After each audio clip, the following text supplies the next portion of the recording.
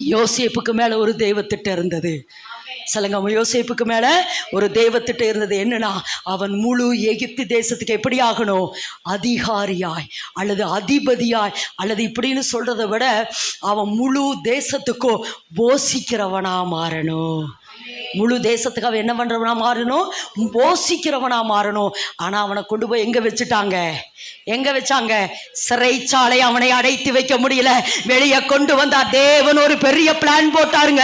பெரிய ஒரு பிளான் போட்டு யோசேப்பை தேவன் எப்படி வெளியே கொண்டு வந்தாரோ, என் அன்பு மகனே, என் அன்பு மகளே, இன்னைக்கு கர்த்தர் சொல்றாரு, குடி வெறி உன்னை கட்டி வைக்க முடியாது, வியாதி உன்னை கட்டி வைக்க முடியாது, பிசாசின் போராட்டம் நீ கட்டி வைக்க முடியாது. இனி கர்த்தர் சொல்றார், உங்க மேல தேவனுடைய திட்டம் இருக்கிறபடினால எழும்பி எழும்பி எழும்பி எழும்பி கர்த்தருக்காக பிரகாசிக்கிறவரா, கர்த்தருக்காக இனி இனி எழும்பி எழும்பி எழும்பி நீங்கள் ஓடுகிறவர்களா